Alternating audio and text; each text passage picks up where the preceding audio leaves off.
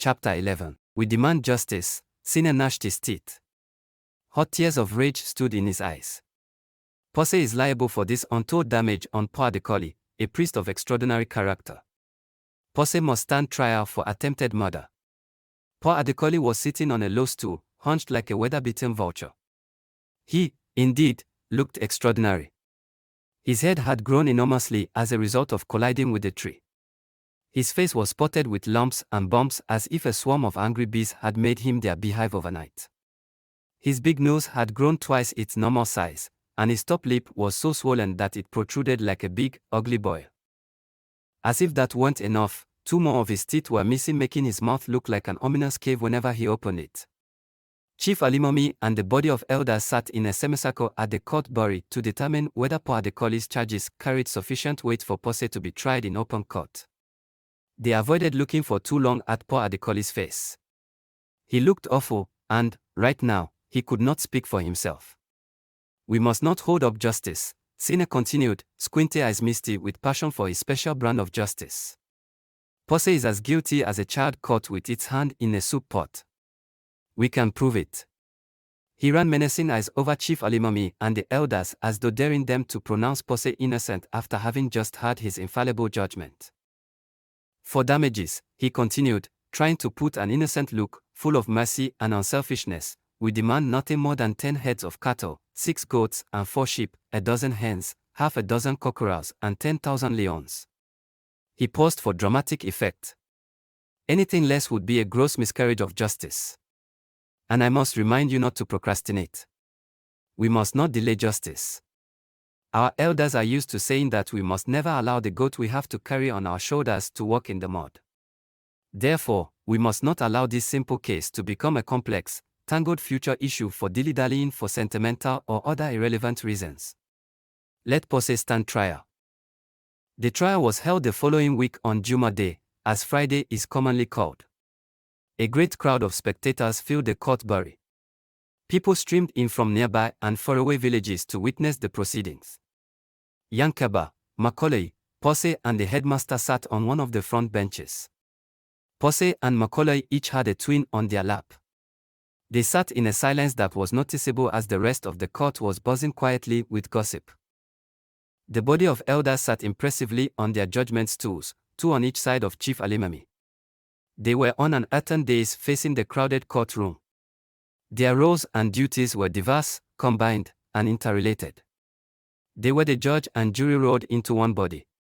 In this court there would be no prosecutor or defense counsel in the legal sense, as in the court of Freetown.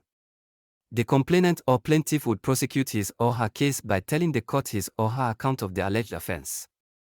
Witnesses could be called upon to confirm certain issues considered relevant to the case.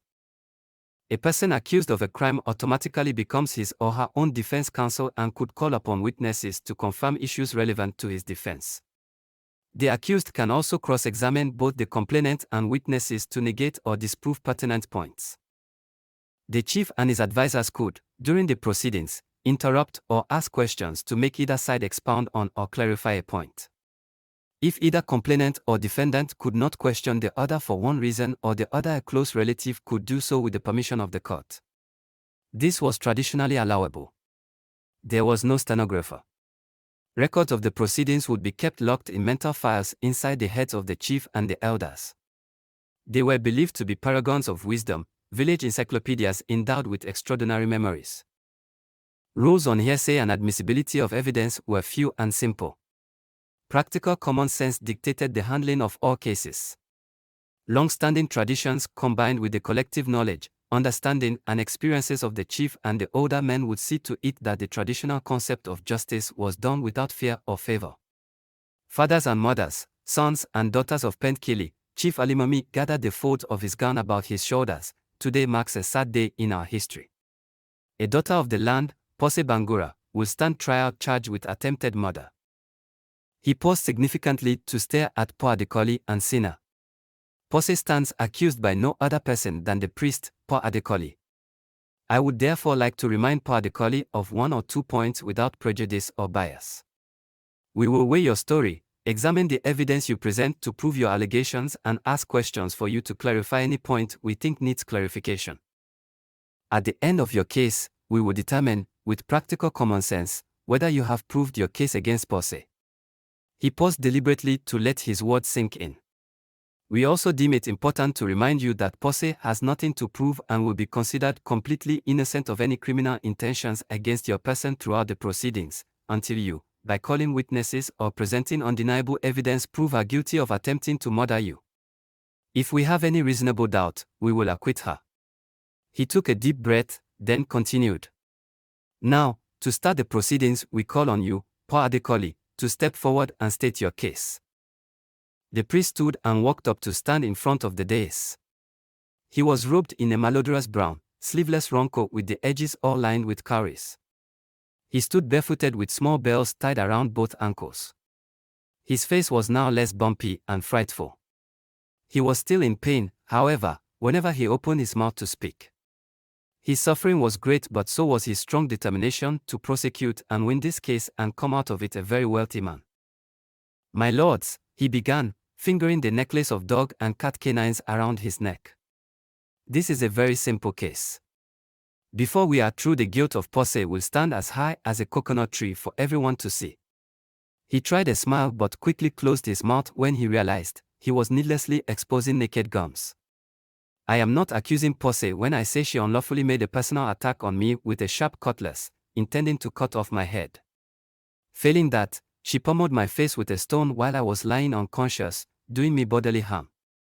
She's a cold-blooded woman, that Pose. But why was she so bold for a woman?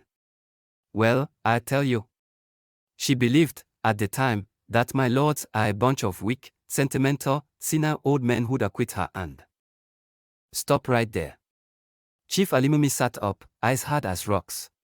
You are insulting us by cunningly testifying to words that were never uttered against us and are not the issue in your case. You will henceforth either use decent words or we'll throw your case out. Do we understand each other? My lords, I am a priest of the gods, remember. Pa Adekali spread out his hands in a show of helpless innocence.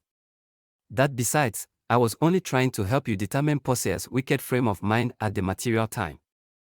It is not your business to use bad language in my court to dictate to me Pose's frame of mind at the material time. We are capable of determining her frame of mind, after we have collected sufficient evidence of her words and actions and the circumstances prevailing at the time. May I also take this opportunity to remind you that being a priest of the gods does not entitle you to any favors in this court. Now proceed with your case. And remember, Chief Alimami raised his staff. Just as the tongue can distinguish between good and bad food, so can the ears differentiate between decent and indecent words. On this note, I caution you with all the formidable authority vested in me as chief of this village, to weigh your words carefully.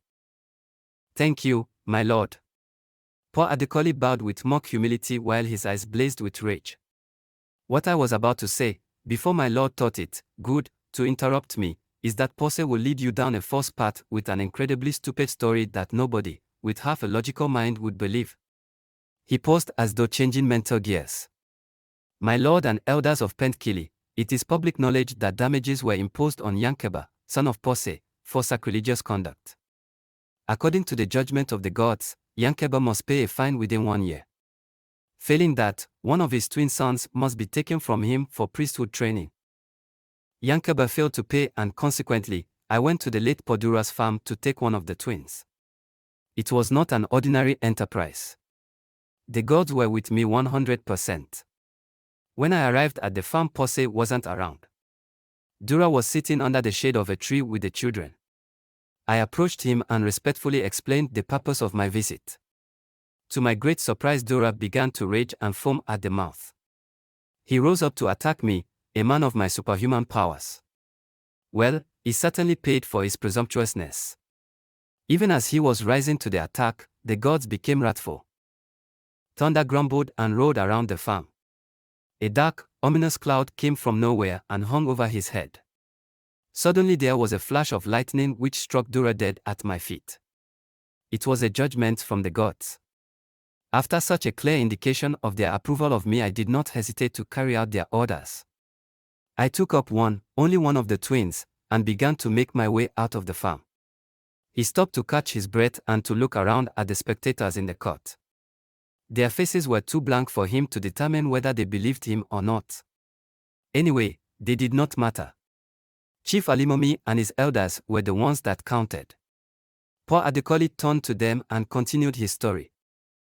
"My lords," he went on, "as I was walking away with the child, minding my own business, that wicked woman," he stabbed a finger in Posea's direction, "yes, that one, like a poisonous spider, she began to creep behind me with the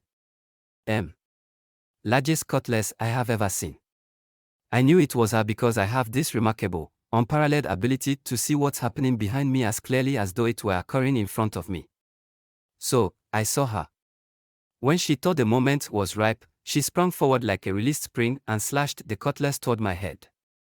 I dodged, but unwittingly stumbled, fell, hit my head against a protruding root and lost consciousness. Now I tell you, my lords," his gestures became more emphatic, "while in this helpless and vulnerable state of unconsciousness, that poisonous woman," another finger stabbed toward Pose, yes, that very Pose, cold-bloodedly took a stone and began to pummel my face until I was so bloody she mistakenly concluded I was dead and so left me lying all alone in the forest at the mercy of prowling scavengers. When I woke up, my lord, my face was no longer the same. Even my own mother would not have recognized me. My lord saw my face last week. And, even now, a careful look will prove that my facial injuries are consistent with my story. That is the naked truth, my lords, for it is impossible for a man in my position to lie." Abruptly he walked back to his bench and from under it took a big cutlass which he brought back and laid at the feet of Chief Alimomi. "This weapon," he submitted, "is the very cutlass Pose used against me. See how big and sharp and dangerous it is. I humbly tender it as evidence against her." Chief Alimomi heaved a sigh of relief, wagged his head in disbelief, then fixed the priest with an ambiguous look. "Do you," he asked, "have the weapon? The actual stone that she allegedly used to pummel your face?" "Unfortunately, I do not, my lord," replied Pa Adekali. "My brother Sina will testify that we searched the scene of the crime thoroughly but could not find the stone. Pose or someone on her behalf must have got rid of the stone." "That is really unfortunate," Chief Alimomi considered thoughtfully. "Do you, however, have any witnesses to corroborate your story?" "Why would I need witnesses?" The priest became visibly upset. "I am a priest of the gods, I cannot lie, can I? And you are here to listen to the truth, aren't you?" "I am not here to listen to the truth," Chief Alimomi replied. "I am here to listen to both sides of the story and decide which side is more convincing based on the evidence set before me. Now, as you cannot call any witness to confirm your story, this court will therefore call on Pose to question you as she sees fit and challenge any part of your story if she so wishes." He glanced down at the front row where Yankuba, Makalay, Pose and the headmaster were sitting.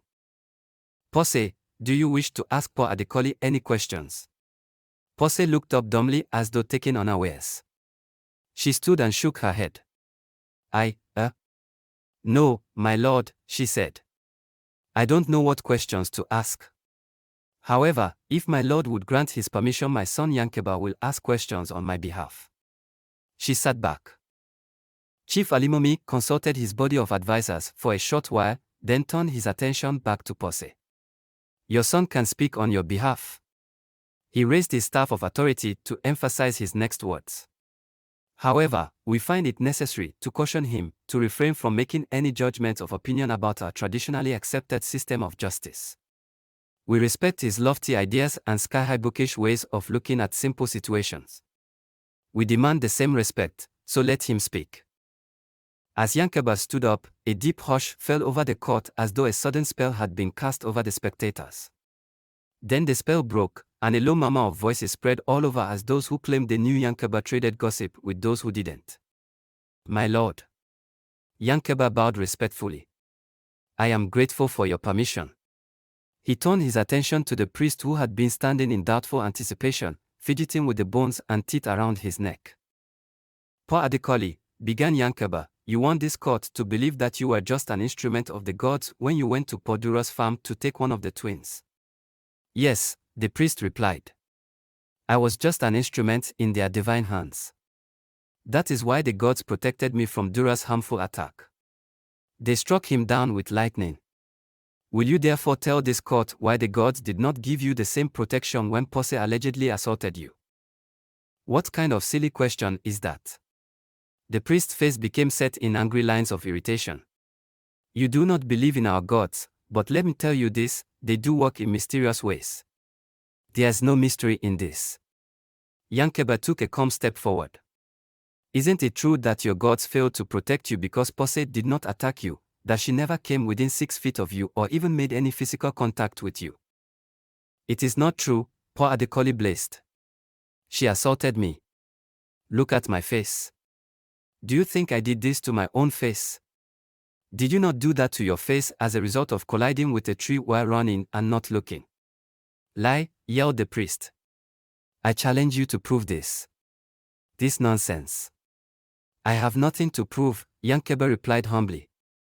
You are the one that has to prove your case. Let me ask you another question. In your testimony you said that Pose pummeled your face with a stone while you were unconscious.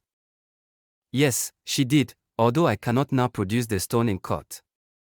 Never mind that, Yankuba flicked his wrist to wave away the priest's apologetic attitude.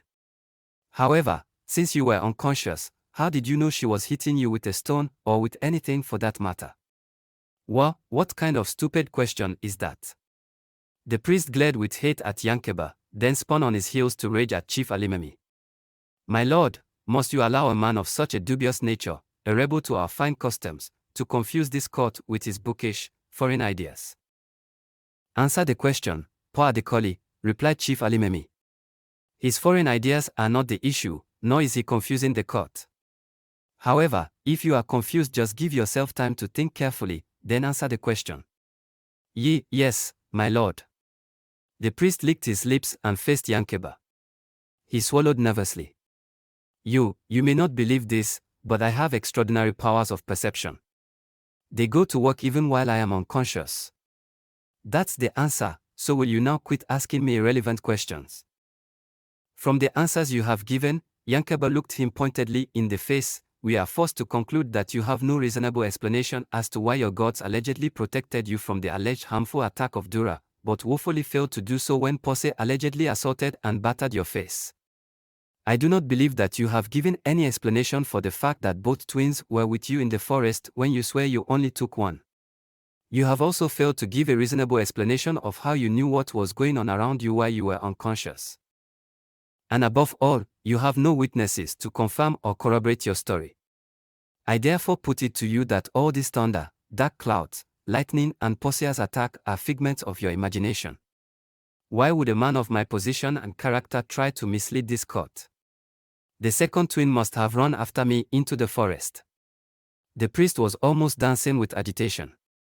The bells tinkled around his ankles.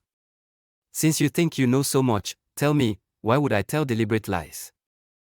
For 10 heads of cattle, 6 goats, 4 sheep, a dozen hens, half a dozen cockerels and 10,000 lions. That is all. Thank you. Yankuba bowed before the chief and sat back. Makalay rewarded him with a quick kiss on the cheek and the headmaster gave him an affectionate man-to-man squeeze of the arm. Pose nodded with a smile. How could Pa Adekali imagine a baby who was still at the crawling stage would be able to run after the priest all that way into the forest? Bitterly annoyed, the priest marched off in a huff to sit beside his brother. His face was a brooding mask of rage and his fierce eyes spat hatred at anyone who dared look him in the face. If the priest was bitterly annoyed, then Sina was poisonously wrathful. His squinting eyes were filled with hot tears of rage. He was in a highly nervous state and continuously swore under his breath and cursed the entire court. We were at the farm, Dura, the twins and I. Pose was standing in front of the dais and giving her testimony. It was a beautiful day. We rested for some lunch under the shade of a tree. Then I went to the pond in the woods for some water. The moment I was gone, the priest came and did something horrible to my husband. Objection. Sina elbowed his brother. Objection, she didn't see you do anything horrible. Objection, my lord, the priest jumped to his feet. Pose, did you see me do something horrible to your husband? No. No, she replied. But you must have done. No one could snatch those twins from my husband unless he were rendered helpless first. Nevertheless, you did not see me do something, or anything to your late husband. You are speculating after the facts. I still maintain that the god struck him dead. I saw it. I was there. And your husband's death is proof beyond a shadow of a doubt. He flashed his brother a victory smile before resuming his seat. Your observation is noted, Pa Adekali, said Chief Alimemi. I must therefore caution you, Pose, not to tell this court what you think happened. Tell us only what you saw and heard or did in connection with this case. I will, my lord. Pose took a deep breath, then plunged back into her narrative. I was returning from the pond when I heard my grandchildren screaming from fright. I hurried over to the foot of the tree where I had left them with Dura. To my surprise, I saw Dura lying unconscious and the twins gone. The priest had taken them away. Objection, Sina whispered and elbowed the priest again. She didn't see you take the twins. Objection, my lord. Pa Adekali leapt to his feet with obvious enjoyment. Pose, did you, with your own eyes, see me take the twins from the farm? Well, not actually, but... Did you or did you not? All right, I did not, Pose snapped. But, that is all, thank you. He sat back pompously, waiting for his brother's prompting for him to bounce back until Pose's story collapsed under the weight of his objections. I have already cautioned you, Pose, said Chief Alimami, only to tell this court what you perceived with all or any of your 5 senses. Do just that and you will satisfy this court. Thank you, my lord. Pose squared her drooping shoulders as if gathering remnants of her shattered dignity. I did not personally see the priest take the twins. However, when I saw my husband lying unconscious and the twins nowhere around the farm, I became very much afraid for their safety. And then a second time I heard their frightened scream somewhere in the woods. Immediately I thought a beast must have snatched them into the woods. Quickly I took my husband's cutlass and ran into the woods to rescue. Objection, my lord. This time the priest was on his feet without prompting. He had discovered the exhilarating art of flinging objections like mud in the face of his opponent. Pose, I put it to you that you never, ever, thought that a wild beast had snatched the twins. Did you see a beast prowling around the farm before, during or after you went to the pond? Well, no. Pose heaved a sigh and shook her head. I did not. Did you see any claw marks or wounds on the body of your husband to suggest that a wild beast had snatched the twins from him? No. But at the time, there was no evidence of a wild beast on the farm. The priest smugly finished for Pose. I therefore put it to you that when you went to the woods with a cutlass you knew it was me you were going to meet and not a beast, unless you regarded me as a beast. So with malicious intent you went into the woods and assaulted me. Isn't that the truth, woman? Admit it. Now look here, you so-called priest. Pose's face became intense in her anger. Have you not proved, and have we not agreed that I did not personally see you take the children from the farm? What if we did? Well, if I did not see you take them, why do you object when I testify to my own frame of mind at the material time, that I thought a wild beast had taken them into the woods? Why are you contradicting yourself? The truth is not contradictory. Either I saw you take the twins, or I did not. Again, either I thought some wild animal did or I did not. Since I didn't see who actually took my grandchildren from a farm surrounded by a forest inhabited by animals, I naturally thought some animal had taken them. Do you still have any reasonable objection to this explanation? No, I don't. Yes, I do. I do. The priest was flustered, flinging his hands here and there in a state of confusion. There was thunder and lightning at the farm. You must have heard and seen all that and must therefore have seen your husband struck down and must have seen me take one of the twins. I didn't take both. I took one and the other one ran after me. You must have seen me. That is a fine theory, Pose interjected, but there was no thunder or lightning or any supernatural happening. You are lying deliberately. My lord, Pa Adekali gave the chief a look of complete innocence. The only witness to these events was the late Podura. Never mind his act of presumptuousness, but he was a man of absolute integrity. He would not tell a lie even to save his soul. If only he were alive, he'd tell you, My lord, the whole truth and nothing but the truth. What about you, Pose? Asked Chief Alimemi. Can you produce witnesses to confirm your story? Yes, my lord. Pose faced the priest. I have a witness who will be completely acceptable to Pa Adekali. She turned to the front row of benches and spoke to her son. Yankuba, please tell your father to come in. He has been waiting for too long. As Yankuba went out as instructed, the court became as quiet as a cemetery. No one spoke or moved. Even the priest and sinner were frozen with shock, staring stupidly at the entrance of the court bury. Suddenly, loud exclamations by the entrance shattered the silence. The crowd of spectators parted as, walking through the human passage made for him was Dura, followed closely by Yankuba. Dura wore the trace of a smile as he approached the dais where Chief Alimami and the elders sat with mischievous glints in their eyes. Subhanallah. The priest staggered back in terror. Dura is back. Believing that Dura had come from the dead seeking revenge, the priest spun round and tried to take to his heels but collided with Sina, who had just stood up to get a better understanding of the situation. They tumbled over the bench in a heap of tangled limbs and wrestled with mad zeal to avoid being the first victim of a dead man's bitter revenge. Confusion broke out in court as pandemonium became the order of the day. Chief Alimami had to bellow many threatening roars before the court quietened down. If I hear one more word, he threatened, just one more word from anyone, that person will be asked to pay a fine so heavy he'll wish he'd never stepped into my court. Do we understand each other? He scanned the spectators with such an intimidating glare that none dared budge a finger for fear of attracting his attention and provoking his wrath. Good, he pronounced. So, we do understand each other. It took some time before Dura could give his testimony. Most of what he said confirmed Posea's earlier statements, to the horror of the priest and sinner. As you can see, he concluded, I am very much alive. There was no thunder or lightning. No supernatural event. When the priest came for the twins and I refused him, I saw him take out something. I thought it was a knife. He thrust it toward me. The shock gave me a heart attack which I fortunately survived. My son, Yankuba, being a man of strange ideas, persuaded the family to pretend I was dead and go through an outward funeral ceremony. According to Yankuba, this was a wonderful opportunity to expose the priest and his brother as religious parasites, leeches, greedily feeding on our ignorance. This, my lord, Chief Alimami, is our reply to the priest's allegations against Pose. It was almost an hour before Chief Alimami was ready to address the court. He had a very long and private discussion with his body of advisers, acting the roles of judge and jury simultaneously. Fathers and mothers of Pentkili, began Chief Alimami.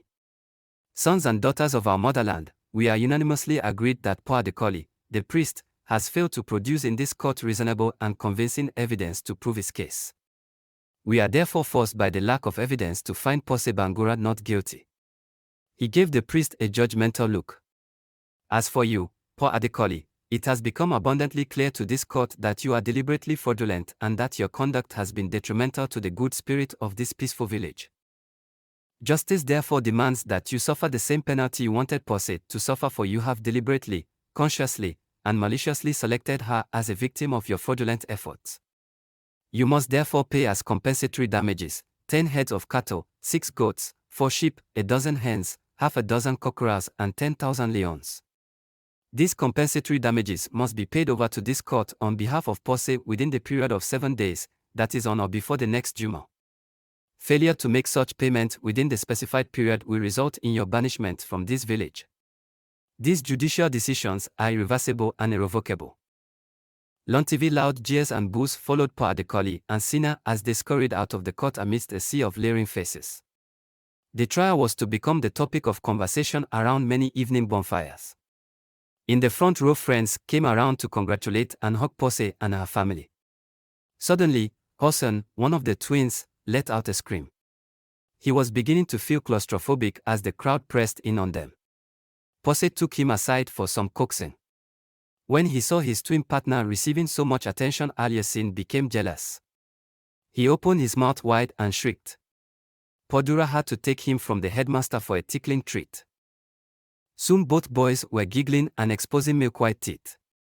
Phew, sighed the headmaster, tugging at his great mustache. These twins are the naughtiest pair I have ever come across. In fact, they are the only naughty pair I have ever come across. Laughing, Yankuba put his hand around Makalay's waist and hugged her. You know something, he said. Makalay and I would have separated a long, long time ago, but the twins kept us together. You see, she doesn't want naughty kids. Neither do I. So, we stayed together only to take care of the kids nobody seems to want. Then sell them to us, Podora broke in. We are going to be wealthy by next Juma Day. We are willing to pay, Pose joined in, 10 heads of cattle, 6 goats, 4 sheep, a dozen hens. The whole group burst into laughter, and together with Chief Alimami and the body of elders, they walked out of the court with tears of laughter in their eyes.